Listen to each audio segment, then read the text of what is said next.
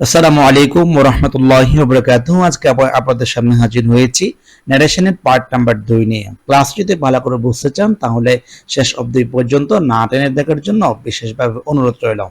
চলুন আমরা কথা না বাড়িয়ে আমাদের মূল পড়ায় চলে যাই। আপনি যদি এই ক্লাসটি করতে চান তাহলে এটা করার পূর্বে 1 নাম্বার ক্লাসটা অবশ্যই দেখে নেবেন, কারণ 1 নাম্বার ক্লাসের বাকি অংশটুকু 2 নাম্বার ক্লাস আমি শেয়ার করতে যাচ্ছি।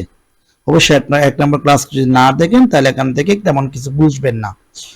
চলুন তাহলে প্রথমত আমরা দেখতে পাচ্ছি পার্সোনাল প্রোনাউন। এই জিনিসটি আমাদের ন্যারেশনের জন্য সবচেয়ে গুরুত্বপূর্ণ। কেননা আমরা যখন একটা ন্যারেশন পরিবর্তন করতে যাই তাহলে আমাদের এইখানে আপনার সাবজেক্টের উপর ভিত্তি করে আপনার কি করতে হবে, যে অবজেক্টের কোনো প্রোনাউন চেঞ্জ করতে হবে, বা আপনার পজিটিভ ফর্ম বসাতে হবে, সাবজেক্ট ফর্ম বসাতে হবে, বা অবজেক্টিভ ফর্ম বসাতে হবে।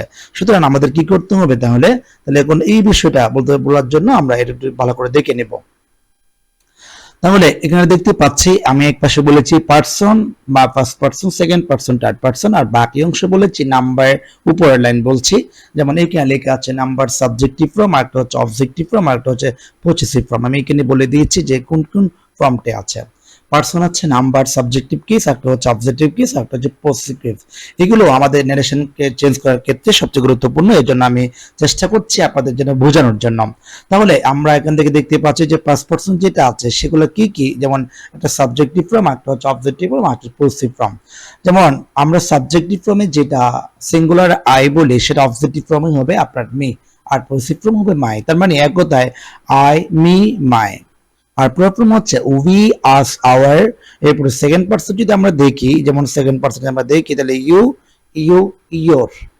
আর এরপরে দেখতে পাচ্ছি ইউ, ইউ, ইয়োর, দুইটা একই রকম, কারণ ইউ অর্থ তুমি আর ইউ অর্থ তোমরা, দেখো শব্দ।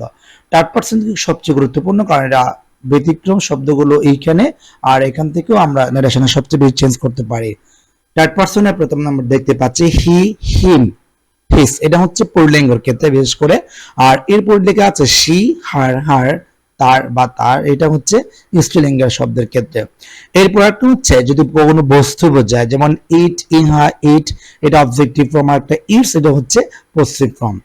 এরপরে প্লুরাল ফর্ম যেগুলো আছে থার্ড পারসন প্লুরাল, দে, দেম, দেয়ার।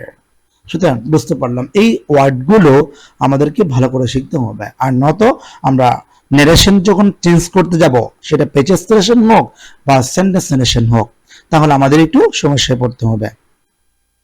এখন দেখে নিব টেন্সের পরিবর্তন। এই টেন্সের পরিবর্তনটা একটু সবচেয়ে গুরুত্বপূর্ণ, কারণ আমরা একটা সময় টেন্সের পরিবর্তন করতে হয় ন্যারেশনের ক্ষেত্রে।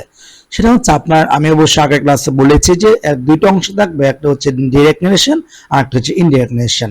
আপনার ডিরেক্টে যদি রিপোর্টিং এ বা রিপোর্টিং যে আপনার অংশ থাকবে, রিপোর্টিং স্পিচ, এটা যদি ফার্স্ট টেন্স হলে তাহলে আপনাকে টেন্সের পরিবর্তন করতে হচ্ছে। আর যদি রিপোর্টিং যদি প্রেজেন্ট অথবা ফিউচার টেন্স হয় তাহলে আপনাকে টেন্সের পরিবর্তন করতে হচ্ছে না। সো আমরা বুঝতে পারলাম। এখন টেন্সের পরিবর্তন কিভাবে হবে সেটা আমরা এখান থেকে দেখে নেব, পরবর্তীতে আমরা বাক্য আকারে বোঝানোর চেষ্টা করব। আপনার ডিরেক্টে আপনি যখন ডিরেক্ট থেকে ইনডিরেক্ট করবেন, ডিরেক্ট যদি প্রেজেন্ট ইনডিফিনিট টেন্স থাকে তাহলে সেটা আপনাকে ফার্স্ট ইনডিফিনিটে নিয়ে যেতে হবে। 2 নাম্বার যদি প্রেজেন্ট কন্টিনিউয়াস টেন্স হয় সেটা ফার্স্ট কন্টিনিউয়াস টেন্সে নিয়ে যেতে হবে। 3 নাম্বার প্রেজেন্ট পারফেক্ট টেন্স হলে আপনাকে ফার্স্ট পারফেক্ট টেন্সে নিয়ে যেতে হবে।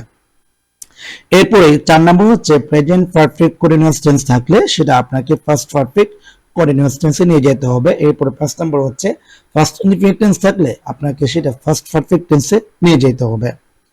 পরবর্তীতে আমরা আরেকটা দেখছি, মানে বাকি অংশটা, সেটা হলো ডিরেক্টে আপনার 6 নাম্বার যেটা বলছি, ফার্স্ট কন্টিনিউয়াস টেন্স থাকলে ডিরেক্টে আপনাকে ইনডিরেক্ট করার সময় সেটাকে ফার্স্ট পারফেক্ট কন্টিনিউয়াস টেন্সে রূপান্তর করতে হবে। 7 নম্বর হচ্ছে ফার্স্ট পারফেক্ট টেন্স থাকলে ফার্স্ট পারফেক্ট টেন্স থাকবে, কোনো পরিবর্তন হবে না। আর 8 নম্বরে হচ্ছে ফার্স্ট পারফেক্ট কন্টিনিউয়াস থাকলে সেটা ফার্স্ট পারফেক্ট কন্টিনিউয়াস টেন্সে থেকে যাবে। 9 নম্বরটা সবচেয়ে গুরুত্বপূর্ণ, সেটা হচ্ছে ফিউচার টেন্স। যদি ফিউচার টেন্স হয় তাহলে আপনাকে ফিউচার ইন ফার্স্ট রূপান্তর করতে হবে। আর ফিউচার ইন ফার্স্ট কি, সেটা হচ্ছে শ্যাল থাকলে শুড হবে, মে থাকলে মাইট হবে, উইল থাকলে উড হবে। আর যদি আপনার মে থাকলে মাইট হয়, শ্যাল থাকলে শুড হয়, ক্যান থাকলে কুড হয়, উইল থাকলে উড হয়, ইত্যাদি। তো আমি নিচে যে জিনিসটা বলেছি আমি আরেকবার রিপিট করছি কথাটা। এই কথাটা হচ্ছে সবচেয়ে গুরুত্বপূর্ণ। আমি এতক্ষণ যে টেন্সের পরিবর্তন করলাম, মূলত টেন্সের পরিবর্তন কখন হবে, যখন আপনার ডিরেক্ট নারেশন বা স্পিচে রিপোর্টিং ভার্ব যদি ফার্স্ট টেন্সে হয়, তাহলে উপরের বর্ণিত নিয়ম অনুসারে রিপোর্টেড স্পিচের রূপান্তর করতে হবে।